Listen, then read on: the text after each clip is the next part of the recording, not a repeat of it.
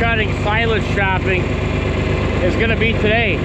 I thought I'd give you a little tour while riding on Dad's 1970 40-20 high crop.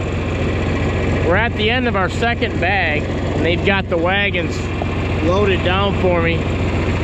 We're at the end of 100 acres chopped. We've got about 20 to go. I'm going to set back up for a third bag here, see how far we get. I'll show you that a little later once we get fired up. But in the meantime, this tractor, they've only made 787 of these tractors.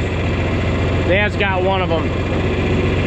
Took and found this in a Canadian auction find. She sits way up there. He's got a custom step so you can get on it. Got this, brought it across the border. Very rare tractor, made for vegetable farming. High clearance. You can hang a cultivator between the rear axles. Dad got it and restored it. It's got 3 hours on the odometer. We're thinking about making a hitch to hang low so we can actually use it, because right now she's not overly functional, but great for doing farm tours. So let's get back on it. I'll show you what else I got on the other side of these bags.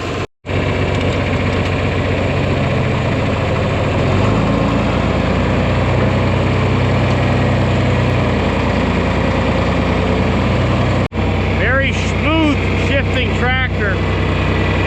There's the odometer. Smell the fresh paint on it.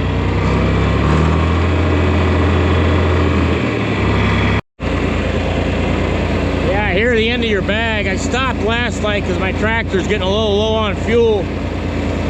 Couple more bags, it should be the end. Greg's got that bag sealed off. That was some prime first cutting. Darn near pure alfalfa. I'll show you what I got left on my hay. And we'll take a gander at our corn silage from 2024. At the end of these two bags, that's all I got left. Second cutting, drier version. Second cutting, extremely moist, borderline wet, but the cows are milking extremely well on it.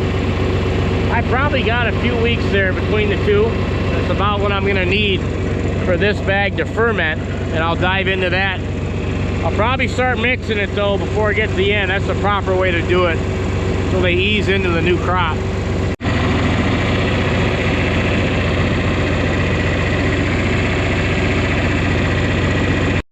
These three bags are my corn silage. Got about a third of another bag I'm feeding out of now. This is your corn you planted, some of your first corn. It's finally coming on. It was a rough spring. That'll be your chopping corn. Here's some soybeans I just put in, finally coming up. Left a trail through here so we can spread manure on the far side. There's an excavator way down there. They're finally digging that county drain out, so that'll be nice because we need this water to flow. Sun's coming up, boys.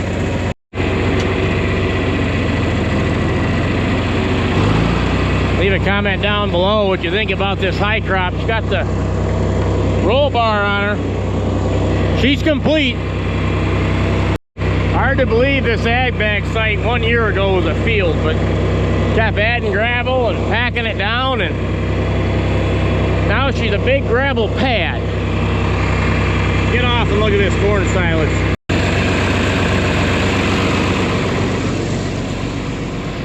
Cows are doing extremely well, partly because of this wet stuff.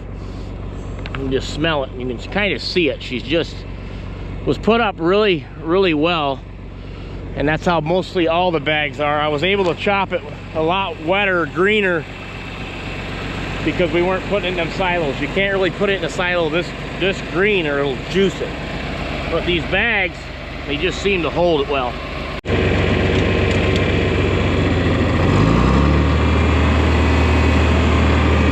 Guess I could have washed that speck of bird crap off, huh? Leads me to my last bag. This is my overflow bag for my heifers. I've been putting a scoop in the TMR because I'm trying to get rid of it. The heifers aren't needing as much corn silage as they did over the winter. That'll be gone in the next next week or so. Another shot of your corn.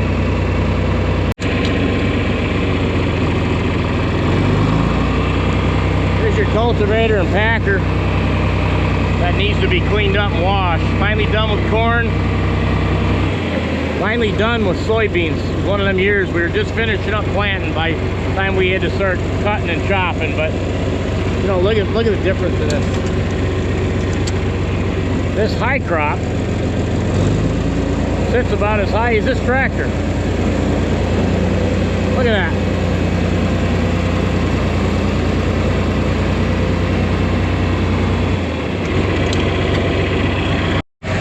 A little bit different size tires, but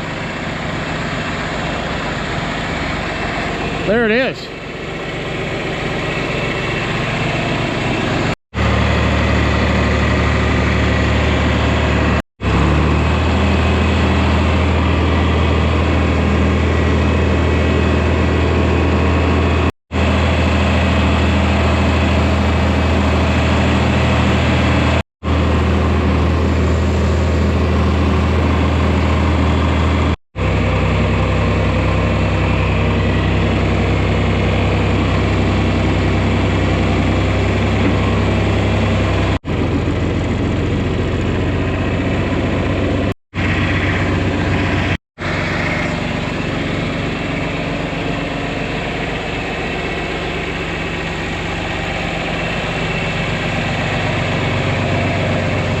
Checking that chopper over.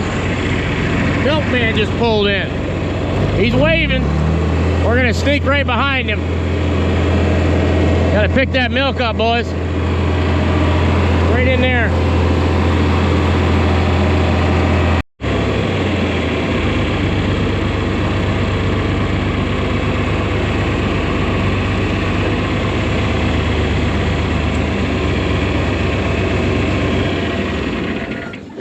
Park it in here for now.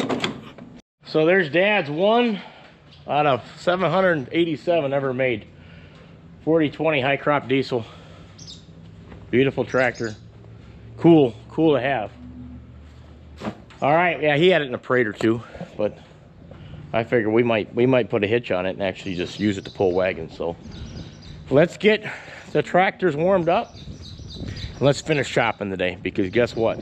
Rain coming tonight, right on cue. If that happens, we'll be flying. Let's go.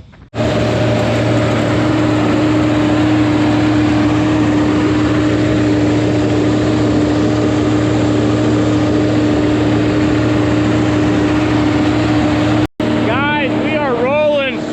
I put 2 more loads in to finish that second bag.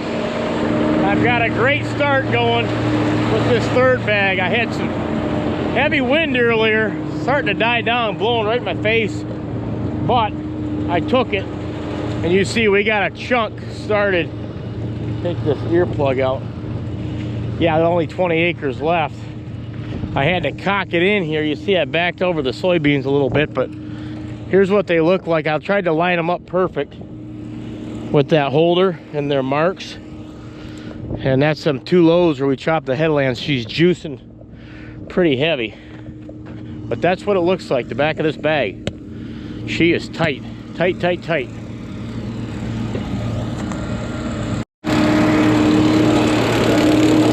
a look at that, but stay away from it.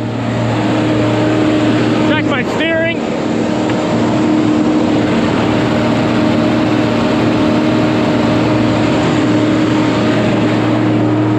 Beautiful day, guys.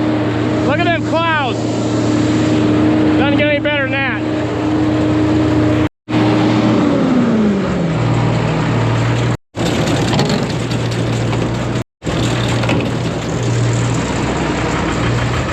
Here comes Lee with another load.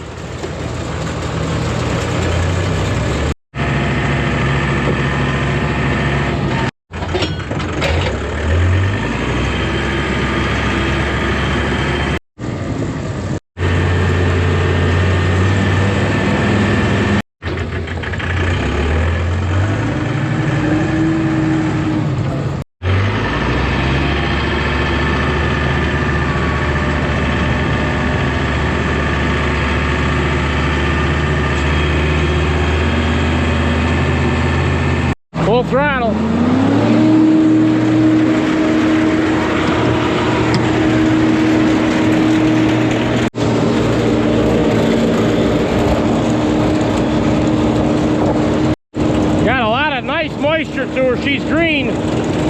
This hay was cut about 22 hours ago, to be exact. So with this wind and this heat, it's about perfect. It's a different type of hay than that prime first cutting, but this is good to mix with that prime first or second.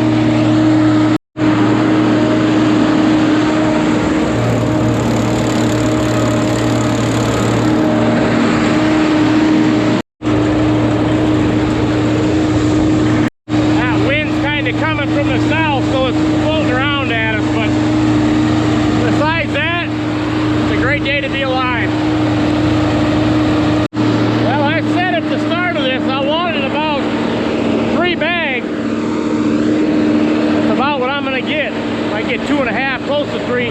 That'll be the brunt of your haylage. Then you've got second cutting, third cutting, possible fourth. So the first cutting is really the brunt of your feed. Got 9 wagons running. 7 of them are tandem, 2 are single axles. Single axle there on the right, another one, great shape. Dad found these sitting outside. All they needed was a nice paint job. You see that back there? That was kind of beat up. When we bought a couple wagons last two summers ago, they got a bunch of parts, so Greg bolted that on. That's kind of what Greg does. Dad's chopping, Mark's round baling, my main man Lee's hauling. Greg, my younger brother, guy's 6'4", he's a floater. You guys ever see him around, say, hey Greg, your brother Dick said you're a floater. That's what you need. You need a guy like him. He's a master mechanic, fabricator. I get a blown tire, I just send him a text and he comes and fixes it. You gotta pull this up real quick. If this one of these wagons quit, chain comes off. Usually I'll just look at it, I'll pull off the side and I'll grab another one, he'll fix it. So a guy like him floating around is a big bonus and it can keep everything moving. The other day, the chopper quit. I seen it down there, I sent him a text, he ran down there, Dad sheared a bolt. Greg put the bolt in, away we go. Total team effort, boys.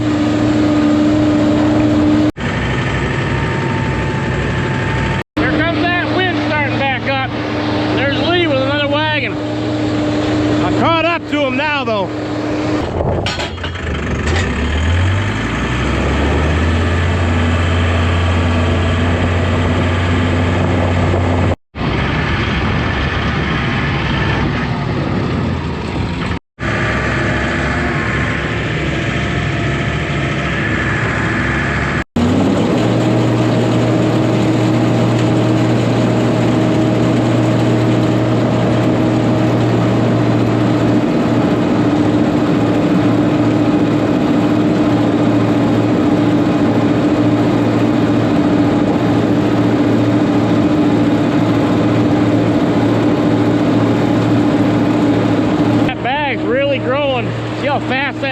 Just piled in there like that. You could never really put it in a blower like that fast. I mean, you could. I've done it, but more than likely you'd plug it and you'd be climbing up top there. Tell you what though, you'd have some power, but it's very dangerous. In the heat of the moment, 87 degrees today, you'd be climbing up there trying to unplug a pipe. You could just be dumping the bag. The bags are a pain because they're on the ground, but that's also the plus side. They're on the ground. It's safer. The silos were good in their time, but they just don't hold enough. We would have had to build 3 more, maybe 4 more at $100,000 a piece. I don't think so. Another wagon.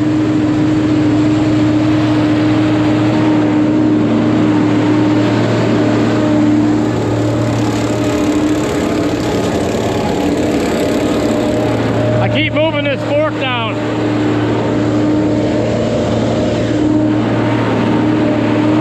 Woo! She's moving now, boys.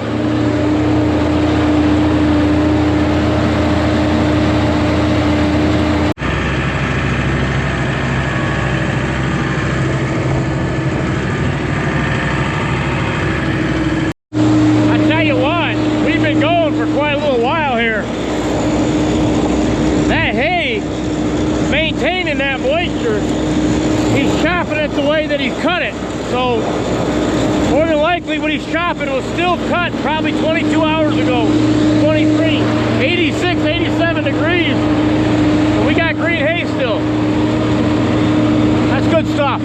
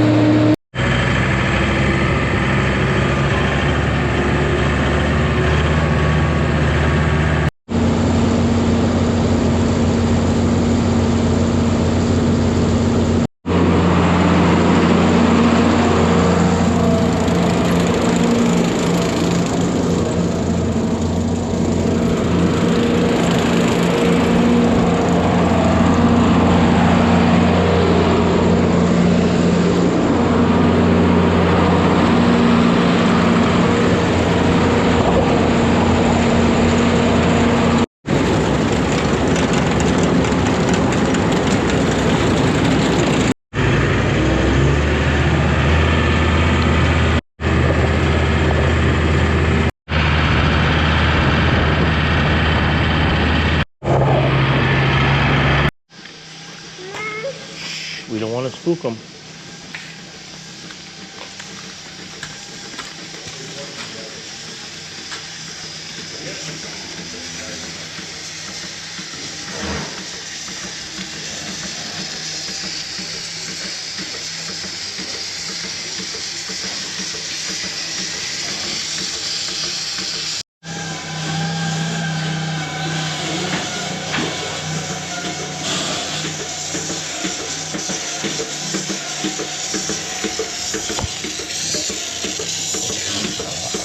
Milking one tit because the other three milked out first.